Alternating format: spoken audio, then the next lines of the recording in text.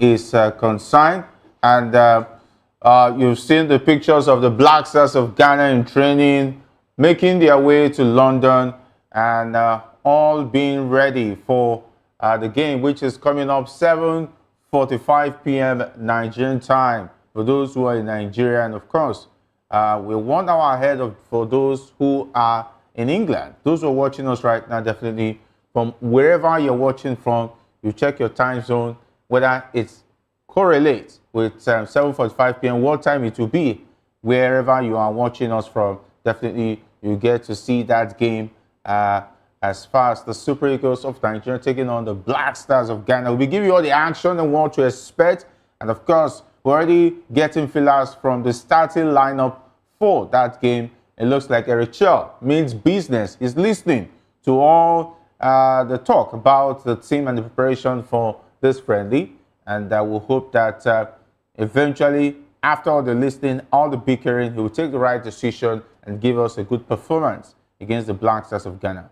Jerry Apelia is my name, reporting for football duties. So much going down as far as locker room is concerned today.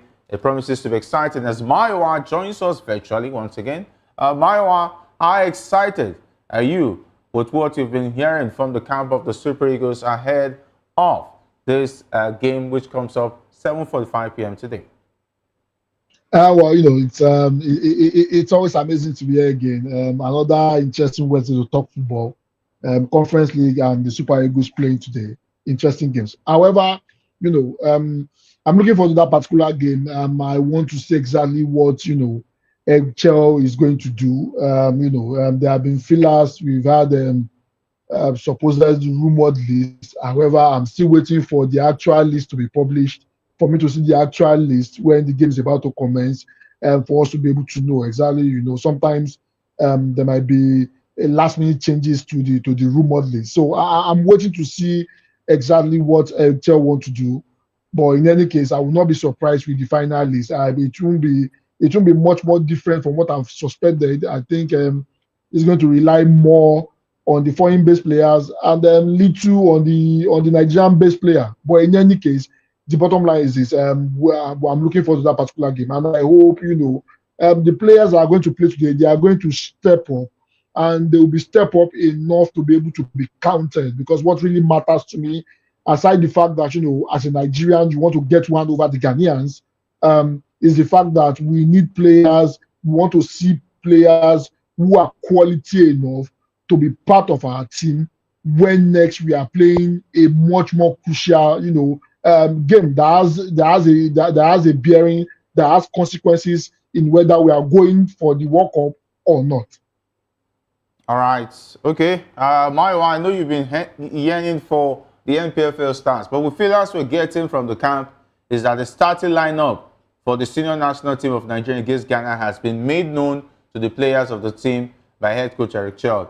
And we can exclusively report that the coach has decided to hand a starting spot to the majority of the players from the Nigerian Premier Football League, with only 3 foreign-based players set to start in today's game. We hear that Child will start as Stanley Wabali in goal, and a foreign-based player likely Frank Oyeka will play as part of the midfield 3. In attack, so the Desers will lead the team. For now, they are the 3 players based abroad who are almost certain to play. And Okoye would have been in goal if he arrived early, but he didn't. So Wambali will start. The team starting lineup is largely made up of home-based players, with only 2 foreign-based likely to start among the outfield players. A backroom staff of the team has revealed. And if that is carried through, it shows that maybe, I don't know, maybe the fact that the foreign-based players are saying they are going to be too tired, why not bring us in the second half, give the other players who have not gotten time more chances to play. If that's is the line of thought and the decision he wants to take, do you think it's the right one going into this game? Because the Black Stars are not going to be friendly. They're going to be coming with firepower. But though the fact that some of their key players, talking about Kudus, is out injured, Thomas Partey is not going to be part of the game, he's also injured. So those big names, the Ghana's team are out of it. But not to take away the likes of Lamptey, who plays with Brighton, very gangling fullback, is going to be causing a lot of problems. So I hope they also know what they are up against. Well, the thing is I hope our viewers are also taking note, so they don't misconstrue what we have said. The insider source used a very key word, likely. It means he himself is not 100% sure of what will actually play out. I'm hoping, for the sake of the NPFL players, I'm hoping what our sources have said is actually true. Obviously, though it's just going by the feelers is getting. However, the coach knows exactly who and who is going to be on the field of play. 15 10 minutes to the start of the game. Hoping our sources are correct. I'm hoping that actually that is what actually plays out. I mean, because I've constantly said it. What is the essence of inviting 8, 9 Nigerian-based players, and they will just be there to make up the numbers? I've said it consistently, and I hope Shell proves me wrong. And I actually want to be wrong, because I mean, I looked at that particular list. I look at the players invited by Shell. I look at the players he invited from the NPFL. My instinct is telling me that majority of those that will feature is the foreign-based players. However, I mean, the sources close to Chel, probably maybe they've seen there some indication, hence the reason why they are giving us this report. I hope that is the case. I would love to see the home-based players, play the first half. Even if it's 45 minutes they want to play, let them fight for the jersey. These are people who wants to be known. These are people who will go above and beyond to be part of the team, because we have been clamoring at the fact that the home-based players do not have any shot at being part of the national team, based off the fact that our recent project in terms of assembling a team has always relied on foreign-born Nigerian players. No offense to the foreign-born Nigerian players. However, I think it's high time we begin to see our home-based players play. I hope that is what Excel will do. I hope there will not be changes. I don't mind if we see them playing for the first half. Also, we should look beyond the result. I've said it consistently. Yes, Ghana, they are rivals. We want to win. However, what should matter to us is we are trying to build a team, and these are the kind of games we'll be able to use to be able to gauge the new players we want to introduce into our team. So we should not be too concerned about the victory. We should be concerned about the end goal. The end goal should be that we want to get fresh ideas, fresh players that will be able to be that we can pick, so that we can integrate them to the national team, and we will not have a situation whereby an injured Trustekong will be featuring for Nigeria and costing us points. All right, and of course, for those who don't know, we are talking about the Unity Cup game. It's between the Black Stars of Ghana versus the Super Eagles of Nigeria. It comes up 7:45 p.m. Nigerian time later today. We're taking a look at the previews and we're giving you all the information that you don't get anywhere. And of course, it's been tagged the best of the West. Talking about the best in the West. As far as West Africa is concerned, these are two great teams when it comes to football. Talking about Ghana and Nigeria.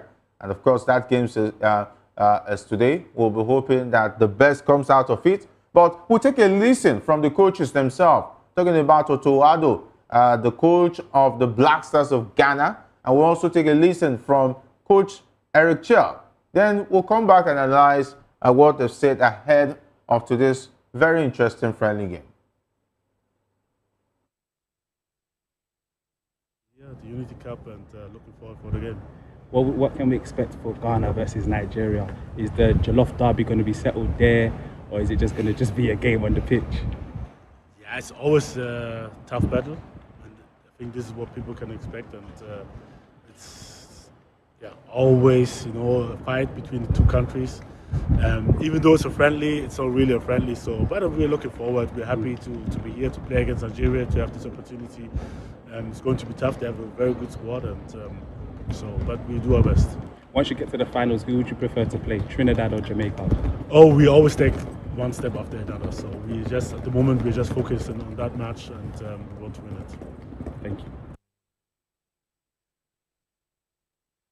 What's your rules, right?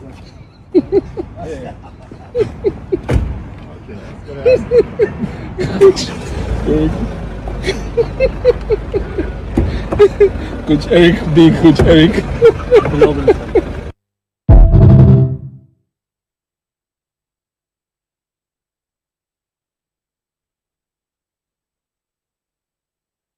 Good. We had 2 training sessions now. I was very well welcomed by the team. It's great guys here, and I'm looking forward to the game tomorrow. As you said, it's big rivalry. Even though it's just a friendly game, I don't think it has the character of a friendly game because, as you know, Ghana, Nigeria, big rivalry. So, yeah, we prepared well, and I think we can play a good game tomorrow and win. As to the fans, we enjoy the game tomorrow. We will leave everything on the pitch, and it will be great to see you guys out there.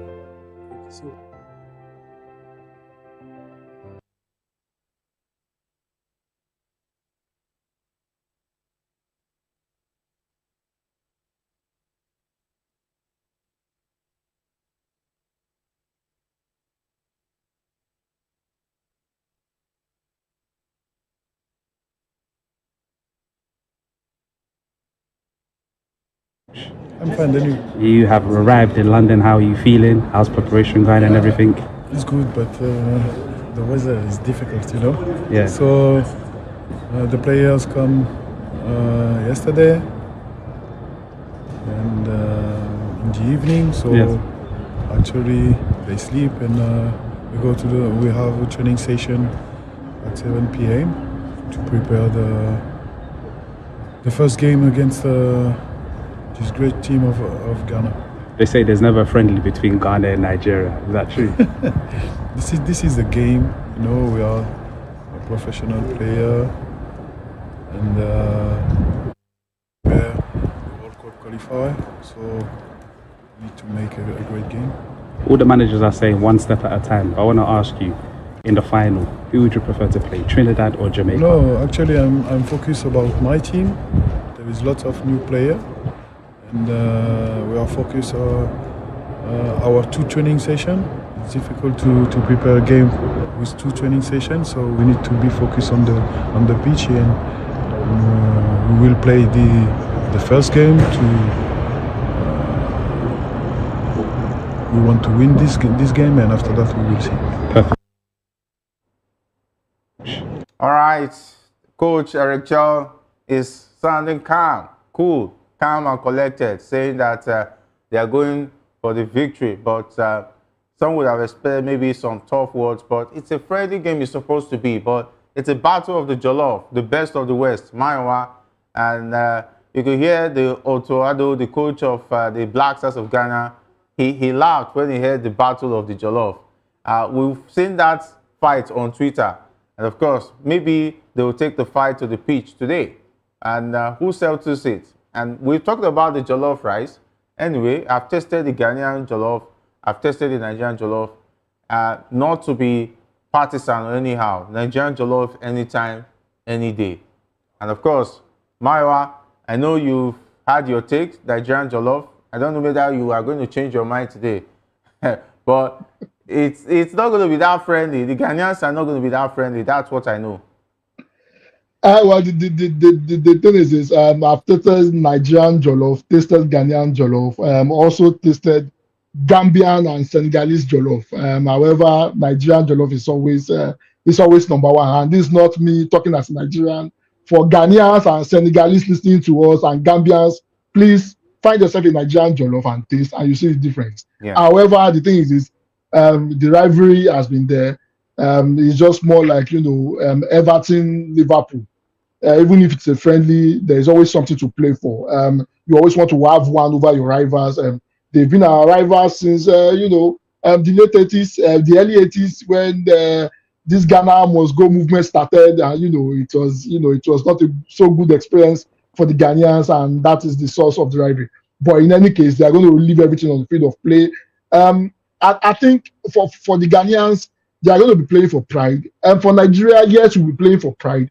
However, we should not overlook the fact that we are trying to build a team, and that's the reason why I had concerns when I saw the list, and I'm hoping that what our sources have said as regards the home-based players having 8 players featuring and having 3 foreign players in the mix is actually true. The Ghanaians they just want to consolidate where they stand. Nigeria at the moment we lack a whole lot of we lack a whole lot of talent in key positions, and this is an avenue for us to be able to test run new players, for us to be able to see which of the new players that will be able to fit into our national team. However, the new players that are also that we are trying to also test out, this is also an avenue for them to be able to raise their game. We will not excuse them that okay, this is the first time you are playing for Nigeria. We would expect that they give their maximum best. We would expect that they leave everything on the field of play. We would expect that in as much as they are playing their first game for Nigeria, they are making their international debut for Nigeria.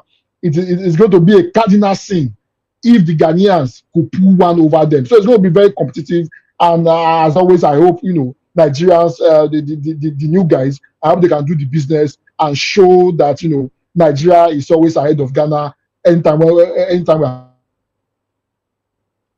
talking about football.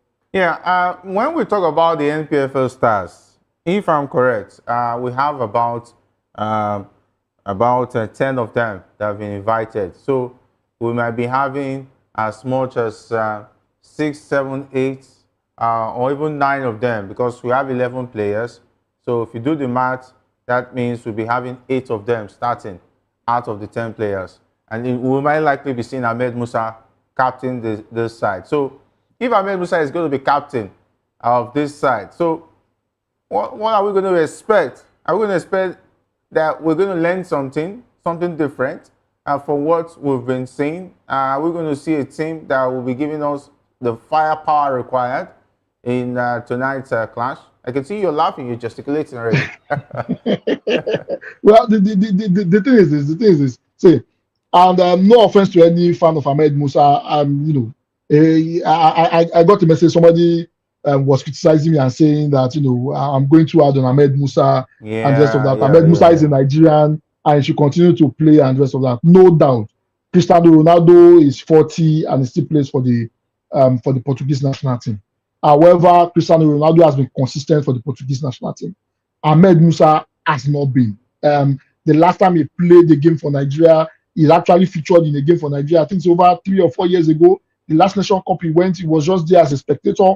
And I don't think, if you are trying to build a team, I don't think an Ahmed Musa is somebody who will be looking at in terms of building a team. I think Ahmed Musa is somebody who will be looking at in terms of building a team. Yes, I said it. He brings a whole lot of quality in terms of the experience he brings. I mean, if you are making a case for Ahmed Musa playing, then there's a Brownie there who is also a World Cup veteran. He's also be part of the team. And Brownie there even did well more than Ahmed Musa with Eimba. And Brownie there is not part of the team. I think, Ahmed Musa has done his bit for the Super Eagles. It comes with a whole lot of experience. I wouldn't mind if he's part of the coaching crew and he brings his wealth of experience to inculcate in the younger players. I mean, in world over, that is being done, and that would be very applauded. That would be applauded. However, how many years can Ahmed Musa give us? We already know what he can do, and if he's playing right now, they are taking the chance away from a much more younger Nigerian player playing in the league. So, and that's the only reservation I have against Ahmed Musa playing. However, has been invited. I think if the coach deems it fit that he has enough confidence in him to play, well, what am I to say no? However, we should be looking at is how long can Ahmed Musa be part of the team? If you are looking to rebuild our team, I don't think an Ahmed Musa is the one that will be taking us into the future as part of our team. All right. Okay. Those are the 10 wise men from the NPFL in the Unity Cup. Very interesting names there. I hopefully will get to see the best of them. Even though the fact that they said they were not measuring up in terms of the pace and the demands of Eric Chell, I hope they will not disappoint the NPFL fans in tonight's game. Meanwhile, the head coach of the senior national team of Nigeria, Chell, has shown his ruthless side for the first time since taking over in February. The Super Eagles are in London for the Unity Cup friendly tournament, which started yesterday with Jamaica beating Trinidad and Tobago by 3-2. Nigeria will be up against Ghana later today. And ahead of the game, Chell, whose team have had 2 training sessions, has decided not to include any player who didn't take part in the sessions, meaning the trial of Maduka Okoye, Amasu Basoje, and Uche Crisantos would be involved in today's game. Tolu Arokodare, who came in yesterday and took part in the evening session, will also start from the bench with Seredesas, the favorite, to lead the line against the Black Stars. However, all the 3 players mentioned above, including Arokodare, who is likely to start from the bench, will be in line for a start against Jamaica or Trinidad and Tobago, pending on the result against Ghana. So they will have to beat Ghana today to see if they will even play in the Unity Cup. And of course, it's a good way to send disciplinary message to the players, Mayo. Well, definitely. I mean, he's the coach, he's the gaffer, and he should set down the rules. This is not a national team whereby you can just stroll in and you feel, you have every right. You have every right to the shirt. The cap has been open for a couple of days now. Some of the players that were mentioned, the Belgian league has been off for a while. I think it went off over the weekend. They are doing their playoff thing that they are doing, and I think Arokodare do not have an excuse for coming late. A lot of the players that showed up late, I think that's the right move. If you are not early in camp, then definitely if you come late to camp and you are the one being featured, it's sending a wrong message to the others who has been there since all these days, toiling and playing their hearts out to see if they'll be able to impress the coach enough to be able to be part of the team. I think it's a good one that is, putting his foot on the ground, and I hope this continues into when we have a crucial game. There should be a deadline for when the camp is open. If you do not meet that particular deadline, then you should not be part of the team. I think it's a good one, and I really hope that those that came late do not even make it to the bench. I mean, that should serve as a lesson. Then probably maybe if we get to the final, if their performance is impressive enough in the training, then probably you should consider them for the next match. However, for this particular game, those who have been fingered that they came late, I don't think they should be listed at all, even from the bench. All right, and of course, hard knocks on the players who came late. Okay, newly invited the Super Eagles defender, talking about Felix Agu, has opened up on why he decided to switch to ditch the idea of representing Germany at senior level in favor of Nigeria. Agu was first approached by Nigeria in 2019 by former coach Gernot Rohr, but he picked the option of playing for the under-21s of Germany. However, at the age of 25, he has now completed the paperwork to play for the senior national team of Nigeria, and of course included in the squad for the upcoming Unity Cup, which started yesterday with Jamaica taking on Trinidad and Tobago before Nigeria will take on Ghana, which is today in the tournament other game. Agu is hopeful of getting a chance and said he has been given a nice welcome by the players and the squad and has enjoyed the training under Eric Chell. And Maiwa, do you buy the talk that anyway, he's better late than never, but at 25, he's still pretty young. He still has very decent years to still give the Super Eagles. Well, the thing is I saw a video of their initiation where the other players were sitting down. They told them to stand on a platform, and all of them started singing. You will sing a Nigerian song, one of the top assist songs, and they will see if you know the song very well. That was the initiation process. I saw that of Arokodare and Agu himself. However, the thing is this: the reason why Agu chose Nigeria, and I understand the reason why you want to be economical with the truth. The reason why he chose Nigeria is very simple. He couldn't cut it with the German national team, and that's just the honest truth. If he has enough talent like the likes of German Musiala, he will not be part of the national team at the moment. The reason why he decided to make the switch is that at 25, his prospect for playing for the German national team is not is not bright, and that's the reason why he makes the switch. In as much as that annoys me a bit, we've seen the likes of Ademola Lookman make the switch and has become successful, even winning the African Footballer of the Year. Even though it annoys me, but in any case, they are Nigerians and we cannot deny them. However, the bottom line is he made the switch because he couldn't cut it with the German national team. There's a whole lot of competition for places, and if you are not in the German national team by 23, 24, the likelihood of you getting into that national team again when you are in your late 20s is very slim, and that's the reason why he decided to make the switch with the hopes that he'll be able to play international football. I think that has favored him now. The Nigerian model at the moment is that we rely on the foreign-born players. If you look at our squad in the last 4-5 years, a chunk of them, 8-9 of them, are foreign-born Nigerians representing us. So I mean, it's a good one for him that Nigeria has accepted him. Let's see what he can add, to our team. Let's see if Very well welcome back. My experience so far, my experience so far was good. We had 2 training sessions now. I was very well welcomed by the team. I'm looking forward to the game tomorrow. As you said, it's big rivalry. Even though it's just a friendly game, I don't think it has the character of a friendly game because, as you know, Ghana, Nigeria, big rivalry. So yeah, we prepared well, and I think we can play a good game tomorrow and win. As to the fans, we enjoy the game tomorrow. We will leave everything on the pitch, and it will be great to see you guys out there.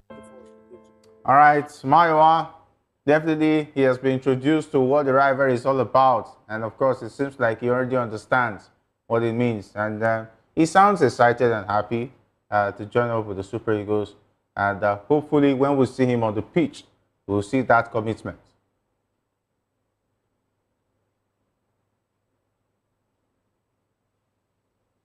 All right, Mara, are you still with us?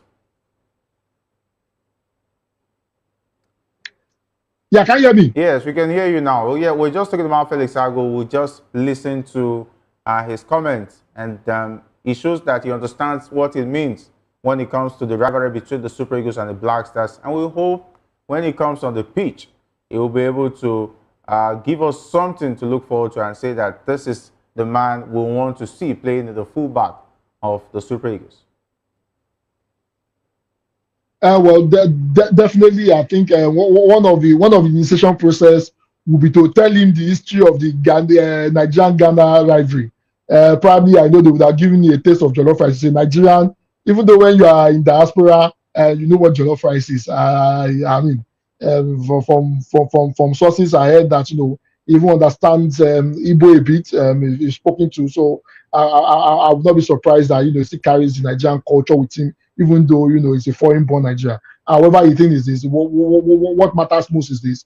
I'm expecting him to give all his all, to give his all. I'm expecting him to show that he actually deserves a place in the national team. He's a defender, and at the moment, our defense frights, we've been struggling in terms of our defense, especially in the center of defense. I hope he comes and is able to become an utility player that can play as a fullback and also as a central defender. Remember, we don't have the fastest of central defenders, and Trustekong is already nearing the end of his career.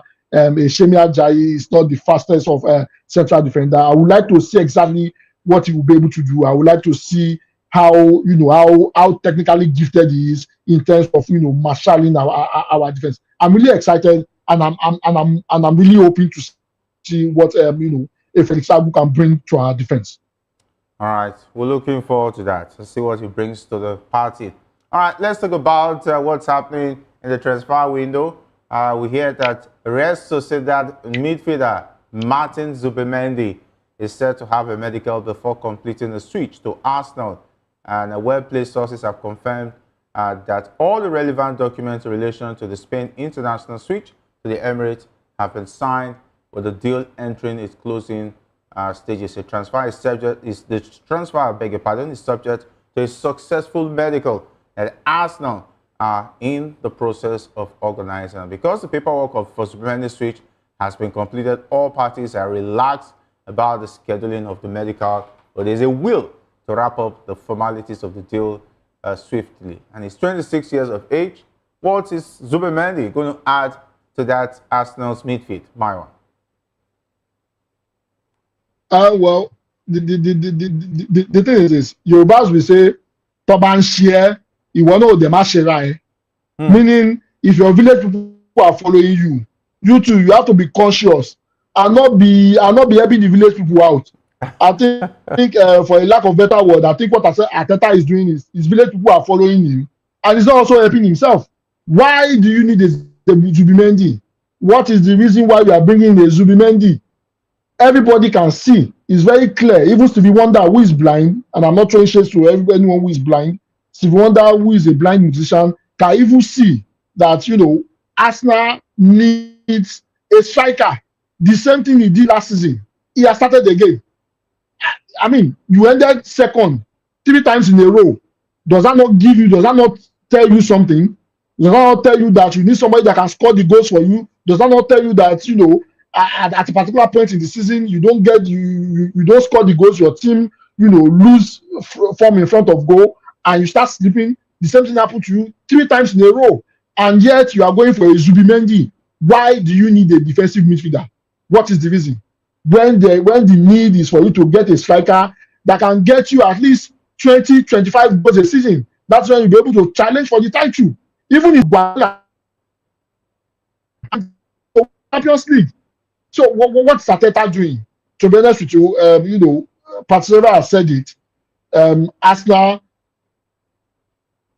Netflix TV series, there's always a next season, and Arteta has started cooking the excuse for failure next season again. Why not sign a striker? Why are you signing a defensive midfielder? It does not make any logical sense.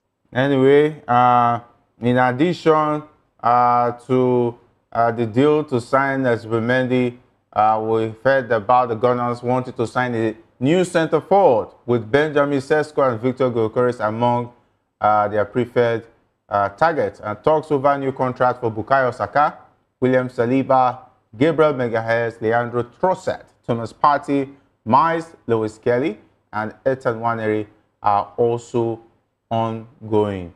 So they are still thinking about 2 strikers, Benjamin Sesko and Victor Gyökeres. Why do you need to be wasting time? Pick one player, go for him, and sign him. That's the question. That's the answer everybody's asking from Arteta and his boys and his board. The simple thing is this: you are wasting £51 million on a Zubimendi that has somebody that can do his job. That £51 million, and Arteta has a limited budget. That £51 million should be channeled into getting a striker, and he doesn't even need one striker. He needs at least 2 strikers Because the problem with Arsenal has always been the lack of depth.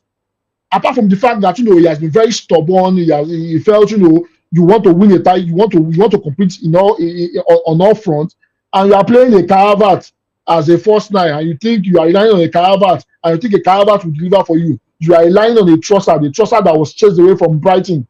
Those are the people you are relying on. I'm not trying to say that Trossard has been fantastic in his own right, minus the injury concerns he had earlier. He needs, world-class striker, and he needs two of them, not just one. There's a Victor Osimhen who would like to leave, the Napoli. Why not invest this 51 million in the pursuit of the likes of Victor Osimhen and Victor Gyokeres rather than wasting 51 million pounds? It doesn't make any logical sense. At this stage, I would expect Arsenal to be in the market for quality strikers. Yes, you might get one top striker, and probably maybe you might support him with another upcoming striker that can give you decent numbers if your top striker is injured. I do not understand, the philosophy of Arteta. I do not understand this stubbornness, and it doesn't make any sense. You've been at this club for 5 years. You've only won one FA Cup, and since then the result has not been fantastic. You might want to say it's been getting them into the Champions League. That does not solve the issue of them, winning major titles. There is a need for Arteta, to dish his stubborn, to do away with his stubbornness and sign a striker for heaven's sake. It doesn't make any sense that Arsenal, after 4 or 5 seasons, with the same manager, it still does not know that it needs a top quality striker to be able to compete. I hope before the season ends, somebody in the board is able to convince him, to drop the idea of relying on the Caravat and signing a Zubimendi, and he thinks he has solved the problem with Arsenal. Hard words there, and of course even Thierry Henry agrees with you that I said that the Arsenal team has underachieved, but it is what it is. But let's talk about another team who looks like there's no light at the end of the tunnel. Manchester United. Furious Manchester United supporters have brutally mocked the club after they slumped to an embarrassing defeat 1-0 against ASEAN. I don't know what that name means. I think I will try and do my research. It was an arranged all-stars in, is it the Asian League, Japanese, all those Asian teams, they arranged some all-stars to play Manchester United. A preseason game that was meant to prepare Manchester United for the upcoming season. And they lost by a goal to nil. United hit a new low as they limply lost the first of their 2 post-season friendlies in Malaysia and Hong Kong. Okay, it was an arranged 11 in Malaysia and Hong Kong. Imagine, these are not countries that are footballing countries. And they gather 11 players and they beat Manchester United. Despite Bruno Fernandes, Ahmad, Harry Maguire, Andrew Onana, and Alejandro Garnacho all featuring. What more can you ask for? And of course, it looks like the time is ticking for Ruben Amorim. And David came here the other day and said that it's a work in progress. I don't know the progress he meant. He has become a politician anyway. He no longer speaks from the straight, the way it's supposed to be anyway. But what does this mean for Manchester United? Well, I have a popular song that fans sing at Old Trafford. We lose every week. We are nothing special. We lose every week. So I mean, it continues again. The coalition of players playing in Malaysia and the Hong Kong League, and just a little bit of info. The Malaysian and Hong Kong teams, they swap sometimes. Sometimes they have a collaboration together because each of them do not have a very strong standalone league, and that's the reason why you see some clubs play sometimes in Malaysia from Hong Kong, and some Malaysia club goes to Hong Kong to play. So they assembled, they start together, and they've been able to defeat Manchester United again. It shows how poor Manchester United has been. I've said it consistently. I think Ruben Amorim might be in over his head, and I hope Manchester United will not make another mistake like they did with Eric Ten Hag. And the reason why I'm saying that is this: when Eric Ten Hag came, a whole lot of our players that would have been able to do better, for example, a David De Gea should have still be part of that particular team. You chase the David De Gea away, somebody that won United player for 4 seasons in a row. You chased him away for a goal-leaking Andre Onana and a whole lot of other players that left. Scott McTominay left Manchester United, went to Italian Serie A, won the Italian Serie A Player of the Year, became, left as a cat for Manchester United, became a lion in the Italian Serie A, was very instrumental in Napoli winning the league, becoming, the best player in Italy in under 9 months. Chased away by Ten becomes a lion in Napoli. I hope we are not going to make the same mistake with Amorim, because Amorim will chase a whole lot of players away that will become stars in another club, whereas Manchester United will be struggling. The bottom line is this: Amorim is in over his head. I think he's the one to take us forward. I don't think he has the capacity or the capability to take Manchester United forward. A case in point is this: look at the Europa League final. I went back to watch the Europa League final again. Aside the fact that as a Manchester United fan watching that particular game, I wanted Manchester United to win, and you might not be able to see the tactical loopholes. All right. How Amorim played that particular game. I mean, it shows it's not tactically in depth, and I don't think it's going to take Manchester United forward. To be honest with you. All right, okay. They are still asking, talking about viewers on YouTube. They're still asking for the time. That game is 7:45 p.m. Nigerian time. If you are not watching from Nigeria, please check your time zone and verify. And of course, the conversational program, we take your comments and we also take WhatsApp calls. Though we do not have them today, hopefully when we come back on Locker Room, we'll to take calls if we have them, as well as the WhatsApp messages. But let's wrap it up with the Conference League final tonight in Workrow. Talking about Rocklow 2025, the final between Chelsea and Real Betis. Manuel Pellegrini up against Maresca. Maresca, this should be his first European final. And who takes it? Anthony says he's coming out for revenge. He's coming to show Manchester United what they are missing in this final. Who takes the day in this one? Real Betis will win. I think Anthony has been fantastic for Real Betis, and I think Real Betis will win. I think it has been a season of underdogs. Bologna beating AC Milan, Crystal Palace doing the magic, Tottenham after over 40 years, Harry Kane winning his first title. So it has been a season of a whole lot of surprises, and I think the surprises continue. Real Betis will win that particular game. If you're a betting man, please go for Real Betis. All right, okay. He's putting his money, saying that if you're a betting man, okay. Anyway, the game, according to Olugbega Bamidele, is already doing permutations on which one he's going to watch. Nigerian Ghana, he says he's already calculating 15 minutes before the Chelsea Betis game. And of course, Oge Kwako says, good evening, my brother from Germany.